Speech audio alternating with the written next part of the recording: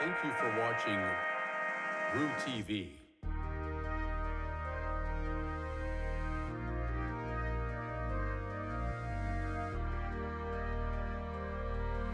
Happy Valentine's Day to Roo, and I hope you're also celebrating the Chiefs' win. Thanks for joining us this week on RooTV. I'm Grace Kertz. And I'm Cristian Martinez. Huge changes are coming to the Student Government Association at UMKC.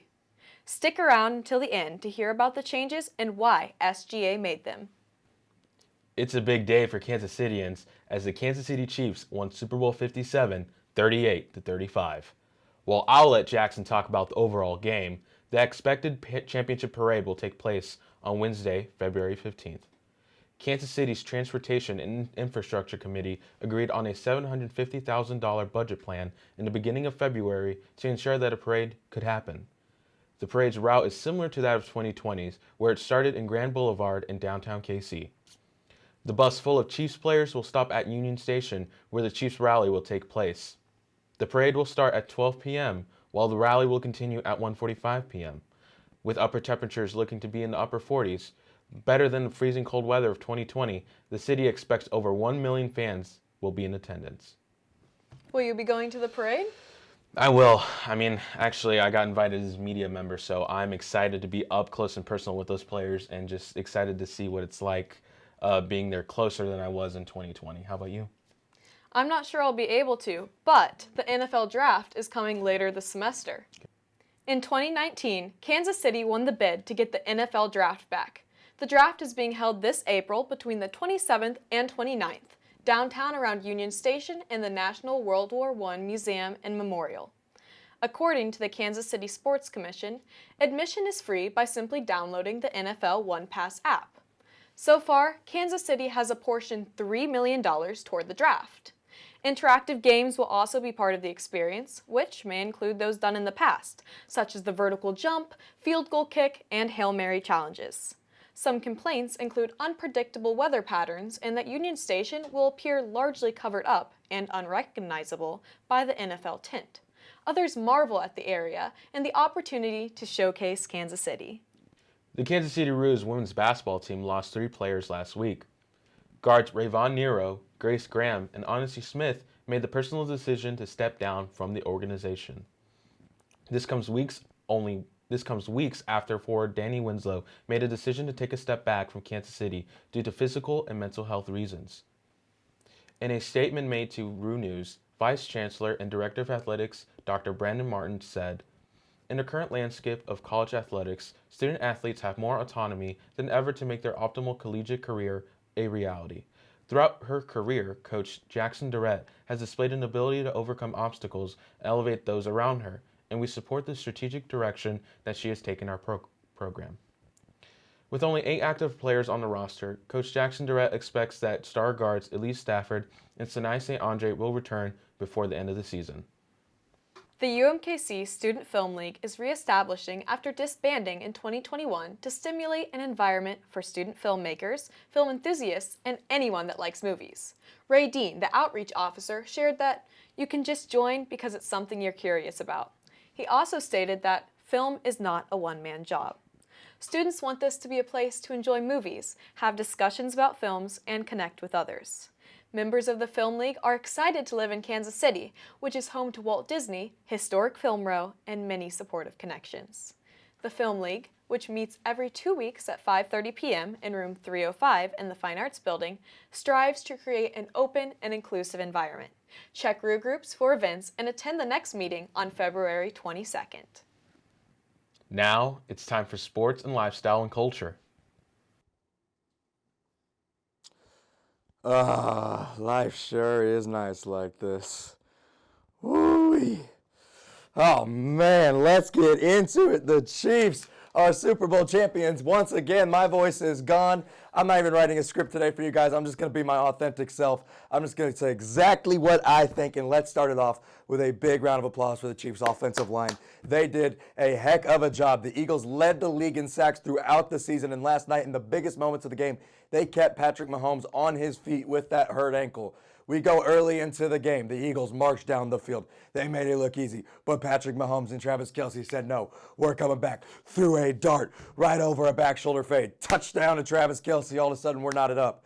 After Butker hit the post, I was getting a little nervous, not going to lie. Then A.J. Brown went full Randy Moss, caught a great touchdown. We were reeling a little bit until M.I.Z. Mizzou homeboy Nick Bolton made it happen, recovered the fumble, returned it all the way for the touchdown. 14 apiece. Chiefs and Eagles were just battling it out. The Eagles, though, could not be stopped on offense in that first half. Mahomes got his ankle hurt a little bit. 24-14, we go into the halftime. The bad girl herself, Rihanna, comes out. Riri, she's doing her thing. I'm a little sad at the moment. We're down 24-14. She has another kid. I'm like, really? I thought I could be the next baby father for you. You know, I thought maybe I could be the guy. We could have a kid together next, but maybe the third one will be the charm. But nonetheless, she goes off. She does diamond. She does all this stuff. She didn't do love on the brain like I wanted. That's all right. We're going to forgive her for that. We get into the second half. The Chiefs go boom right down the field. They march down the field, and Isaiah Pacheco, or I like to call him Pistachios, gets in the end zone. 24-21, Chiefs trail. Eagles go on a 17-play drive. Felt like longer than a Monday at school, but they only get a field goal. The Chiefs go back down the field, score a touchdown to a wide open Kadarius Toney, and the Chiefs take their first lead of the game. And speaking of Kadarius Toney, after the Chiefs force a punt, he goes one way, he goes another way, and he zooms down the sideline all the way inside the 10, and the Chiefs set up a first and goal to go situation, but then we get to third and goal. And Sky Moore is wide open for his first NFL career touchdown. Could not have happened at a better time. Chiefs take an 8-point lead. But then, oh no, here comes Philly. Devontae Smith gets free down the sideline and steps out of bounds inside the 5. Philly ties it on the 2-point conversion. But then you gave number 15. You gave number 87. You gave that offense way too much time. And they march down the field. They do what they do best. Patrick Mahomes said it. He runs better when people are chasing him because he gets scared, and boy, was he running. Bad ankle and all. He got down the field, 26-yard scamper into Philadelphia territory. Now everybody's crying about the refs, you know what I'm saying? They're all mad about the hold, but it's a clear hold. The corner on Philadelphia, James Bradbury, said it himself. It was a hold. Gives the Chiefs first and goal situation. Jerick McKinnon used his big old brain, did not score a touchdown. We drew the clock down. Harrison Butker made up for his miss, and then Jalen Hurts, I don't know if his arm got hit or what, but he threw a duck on that last pass. Well short of anybody, and the Chiefs are back on top of the football world. Oh my goodness gracious. Patrick Mahomes has done miracles on me. He is the best quarterback in the NFL. In my opinion, he's the best quarterback to ever do it. I don't care if Brady has 7 rings. Too bad. Patrick Mahomes is the best in the league. The Chiefs are back on top. I remember sitting here a year ago. I had just started here, and we blew that game to the Bengals, and I was like, oh, I'm dreading coming into work today. I don't want to do this. But the Chiefs, man, they're back. And this is not, I mean, they're going to keep going. They're going to keep going. This is 2. We're going to get plenty more. And I'm just loving it, man. I'm just having a great time. The rest of this year is solidified great for me. I'm just chilling. I'll be at the parade on Wednesday. I'm going to be going hard. Hopefully Creed Humphrey, pulls me aside. We can shotgun a Boulevard Wheat or something. But, nonetheless, just great time. Chiefs Kingdom, we did it. We're back on top of the football world. Patrick Mahomes is the best in the league. Signing out. Welcome back to Lifestyle and Culture. I'm your host, Joshua Cunningham. And I know it's the middle of the month, but I got to say, happy Black History Month. Shout out to all my fellow black men and black women. I appreciate you guys. We appreciate you this month. But I got to get down to business. So I want to talk about the Rihanna concert first. Super Bowl. Great Super Bowl, by the way, accompanied by a great halftime performance. The first song, I think, surprised everyone. I know that this was not my perfect Rihanna halftime show, but I mean, it's Rihanna, so it was as good as it can get. But no one expected this first song. I think a lot of people agreed with me on Don't Stop the Music or Disturb You or something being the first song, but no one expected the song that she picked. I'm not going to say the words. I don't cuss, that's not me, but it was still a surprise. And another surprise was the new baby, we think. I won't lie, guys, I'm a little sad, it wasn't me. I mean, the eyes she was given at the beginning, I really thought it was my time, and then, she was pregnant, so it didn't help me out a lot. But honestly, the whole thing was kind of a surprise. Like, the song choices were very weird to me, but it was still great. It was still a great halftime show. I think it's just that she has so many hits that I had forgotten about the other ones that she performed. Like, I knew every song, but I just forgot that they existed because Rihanna is just a hit maker. She's just that good. And her performers, they were so good as well. The dancers around her did amazing. Yeah, they just knew what they were doing. She did as best as she could. You know, her mobility probably wasn't the best with what situation she's got going on. But I really liked how simple it was. I mean, Rihanna has so many hits and so many bangers that I think it'd be hard for her halftime show to be just very extravagant and all these lights and all this blah, blah, blah, because that would just get overdone. I loved how she kept it simple and sweet, and I think it worked well for her. And there's no feature, which, you know, we were all speculating, was Drake gonna come out? Some people were thinking Kanye, but there's no feature, and I think that's fine. Rihanna's a huge, huge, huge name, so we don't necessarily need to see Drake or Kanye out there, and frankly, I don't think they're gonna let Kanye out there, to be honest. But I also wanna let you guys on some new music that has come out and some new music that I've been listening to, and hopefully you guys will listen to it as well. The first song is Dawns by Zach Bryan. If you know me at all, Zach Bryan's the only reason I really like country. I used to not like it before, and he introduced me to it, so I love Zach Bryan. And Dawns was the first song I heard by him that had a feature, and the feature did not disappoint. She was so good. It's a sad song, but it's Zach Bryan, you know, you got to expect it.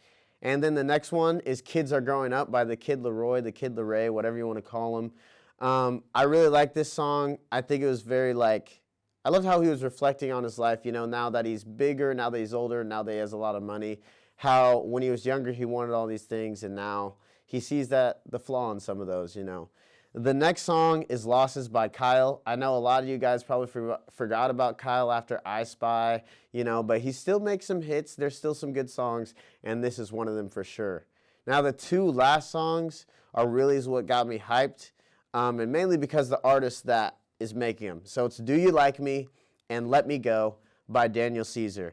Now, you guys might not know, but I hope you know that Daniel Caesar is my favorite R&B artist. He's one of my favorite artists all time, top 5 in my list, but he for sure is my favorite R&B artist. I love Giveon, I love Frank Ocean, I love all those people, and I think Frank Ocean's a GOAT, but for me, Daniel Caesar's number one. And these songs coming back to back really have me hyped up because I really think he's about to drop a new album. And I'm really hoping he does because he hasn't dropped an album since 2019, and that's been 4 years. I would love to see another album. I mean, he made a video for Do You Like Me, so I think he's just getting us excited, and I hope it's true. But that's all the time I have for today. If you want to hear more of my music opinions, follow me at Mr.Cunning123, and come back next week to hear more from me on RooTV. Welcome back to RooTV. My name is Afnan Hussain, and today I'm going to tell you about my February reads. First, we have A Slow Fire Burning by Paula Hawkins. When a young man is found gruesomely murdered in a London houseboat, it triggers questions about 3 women who knew him, 3 women with separate connections to the victim, 3 women who are, for different reasons, simmering with resentment. When it comes to revenge, even good people might be capable of terrible deeds. How far might any one of them go to find peace? How long can secrets smolder before they explode into flames? The second book is In the Time of Our History by Susanna Pari. Inspired by her own Iranian-American heritage, the acclaimed author weaves a beautifully crafted story of mothers and daughters, secrets and lies, and defying expectations, even when those choices come with an irrevocable cost. And lastly, the book that I'm most excited for, The Handler by M.P. Woodward, a book supposedly similar to a Liam Neeson movie. It is about a disgraced former CIA operative who must go back in the field with only his ex-wife as his handler in this electrifying thriller from a former intelligence officer. Stay tuned to see my reviews on these books. Now it's time for an excerpt from a book that I highly enjoyed reading, The Secrets of Divine Love. Gratitude is not an emotion. It is more a state of the mind and the heart. States of minds are different than emotions because they are like channels on a radio that we can consciously choose to dial into. When we are only thankful when we get what we want, then our gratitude is a product of our ego. If you enjoyed this book review, check out my Instagram at afhussain_ for more. Thanks for listening. Hi everyone, I'm Catia here to give you the rundown on what to watch on Netflix. Beware, there might be spoilers. Lately, we have been bombarded with a number of interesting shows and movies, and here are a few that I think you should give a try. Physical 100 is a South Korean reality show, and it is definitely a shift from the typical K-drama we've grown to love on Netflix. Although all the episodes haven't been released yet, the 6 that are have kept me on the tip of my toes. In this show, we see the best of the best when it comes to athletic figures in Korea. Here they are made to compete in various challenges to see who has the ideal body. This includes hanging off of metal, battling each other out, and competing in an obstacle course. 3 more episodes are set to release in the following weeks, and I can't wait to see who is crowned the most physical.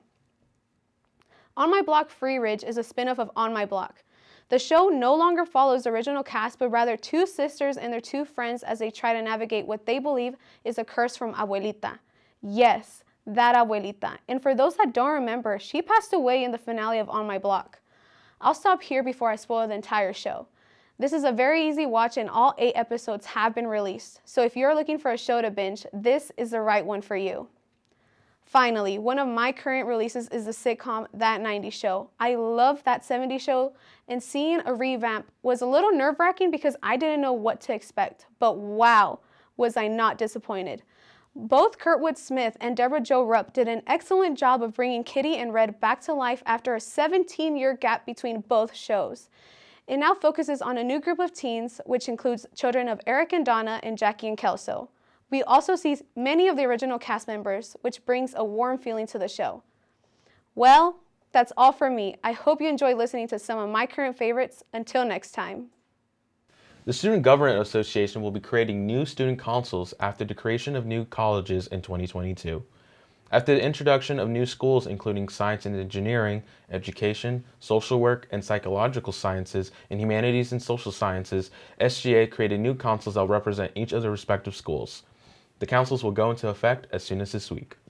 Thank you for watching this week's episode of RooTV. Be sure to hop on the subscribe button and follow us on Instagram and Twitter at RooNewsUMKC.